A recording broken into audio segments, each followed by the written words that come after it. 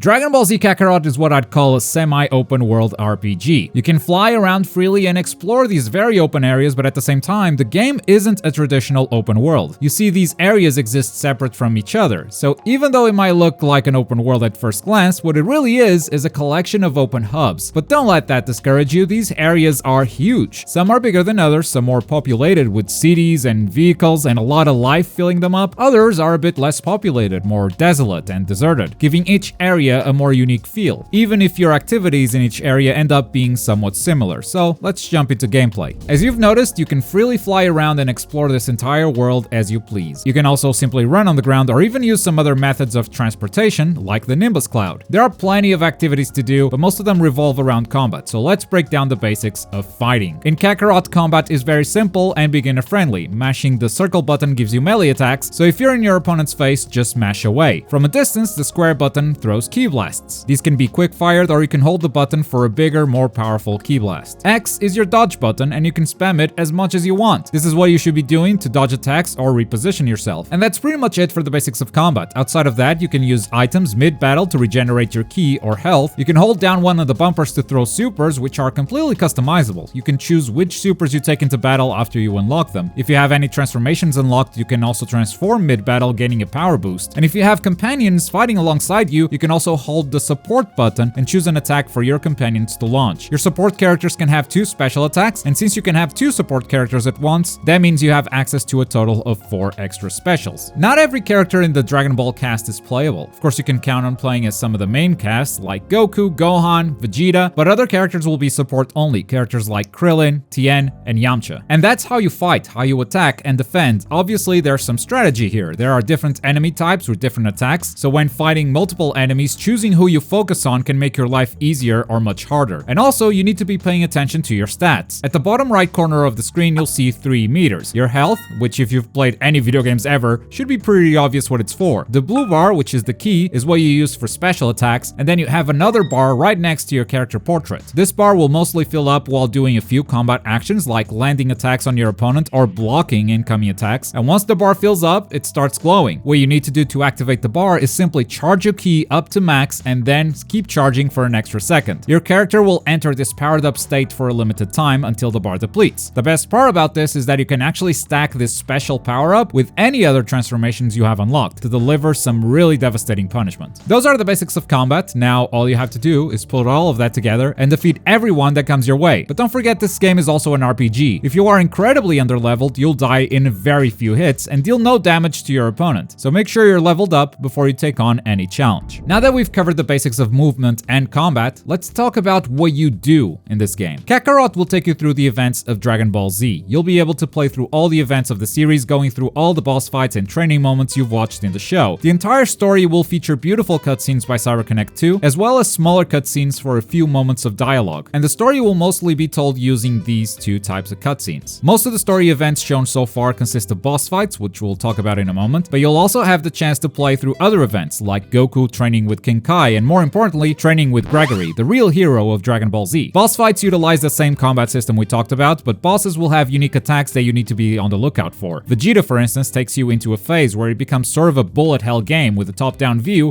where your focus should be simply on dodging his attacks. Raditz will fire his double Sunday and sweep the stage, so once again, your focus should be on dodging. All bosses have this moment when they get a red aura and start charging an attack. During this time, they will armor through your attacks, so it's time to stop punching and, you guessed it, start dodging. The game's story will start right before the beginning of Z, right before Goku travels to the Kame House and introduces Gohan to his friends. And then, you'll be able to play through the entirety of Dragon Ball Z, meaning you'll play until you defeat Kid Buu. Movies will not be covered in this game, that's a question that's been answered multiple times, which means Battle of the Gods and Resurrection F are also out of the question. The one movie that might be covered somewhat is the Bardock movie, as some of it became part of the anime series in Dragon Ball Kai, though nothing has been confirmed up to this point. Story missions are only a small part of the game. Early estimates point to the game taking about 30 hours to complete if you only worry about the story and do some minimal side quests, but could take up to 100 hours if you're a completionist, which means the vast majority of the game is side content, and for someone who has played the Dragon Ball story time and time again, this is excellent news. That said, what are these side activities that can take up so much of your time? A lot of them are actually tied to your character progression, and it will be very useful for completing the story. First of all, you've got side missions, and they are exactly what you think they are. Completely optional missions that are not telling the Dragon Ball story, but will reward you with XP and items. Some of these quests will have characters interacting in ways that you've never seen in the show. For instance, Vegeta and Tien aren't really known for talking to each other, but you'll have a side quest where the two decide to train together. This is just a small example. Bandai Namco and Akira Toriyama have promised that some of these quest lines will feature new and unique stories that fill some of the gaps in the show. And personally, that's one of the features I'm most excited for. I really hope these side quests are good. Other than that, there are plenty of activities out in the world that I wouldn't necessarily classify as side quests. First of all, there are orbs floating all over these areas. These aren't just a fun collectible to get, they are tied to your character progression. More specifically, they are tied to this talent tree right here. These orbs are how you progress in your talent tree. As you spend them, your character gets better stats, and your special moves also get stronger. Collecting these orbs won't get you the full talent tree though, sometimes you gotta find D medals too. You see, some of these steps in the talent tree have this green icon. This means you need to complete a training mission in order to unlock a special attack, and to unlock those training missions, you need D medals. There are many of these throughout the world, but they are better hidden than the regular orbs, so to find them, I recommend using your sense ability. This will allow you to see these valuables through obstacles. Training missions unlock new abilities for your character, but to get them, you must complete the mission first, and these can be fights that have never happened in the show. You might have to defeat enemies that you've already defeated before in the story, or even just face yourself in combat. And it won't always be a fair 1v1 fight. So summarizing the collectibles so far, gather every orb you see, especially the well-hidden D medals, spend those orbs on the talent tree and the D medals on training missions so you can unlock even more talents. I don't know if that was a lot to absorb or not, but we still got plenty of side activities to cover. After all, there are a lot of hours of side content, so having a lot of variety can only be a good thing. One of the core side activities in Kakarot is ingredient gathering and eating. A game about Goku wouldn't be complete without food. So you can gather materials by hunting animals, throwing key blasts at dinosaurs, and of course the fishing minigame everyone has seen at this point. Then you can cook those ingredients at a campfire or take those ingredients back to Chi-Chi for a big feast. Eating grants you temporary buffs, so it's a good idea to eat before a battle, but also it grants permanent buffs like increasing your health. Yes, you can simply increase your maximum health by eating. So even though it looks like a very optional activity, its benefits can be incredible. Throughout your adventures, you'll also be collecting soul emblems. Each Dragon Ball character has an emblem for you to collect and then use on the community boards. Community boards grant you unique bonuses, and each board has a different focus. For instance, the first board focused around Goku has several fighting bonuses. If you link Goku with specific characters, your board will gain a bonus and level up even faster. Other boards have other types of bonuses like XP multipliers, cooking buffs, gathering buffs, etc, etc. You can only use a character soul emblem on one of these boards, so choose wisely where you want to invest. This menu right here shows you the unique character combos you might want to aim for to maximize the emblem's effect on a board. Plus, each character's emblem gets stronger if you level up your friendship level with that character. This is mainly accomplished by giving them gifts. The good news is you find these gifts literally everywhere. As you hunt dinosaurs, take down red ribbon towers, or complete missions, you'll get a bunch of gifts from all kinds of activities. Give characters your gifts to increase your friendship level, thus increasing their effect on each community board.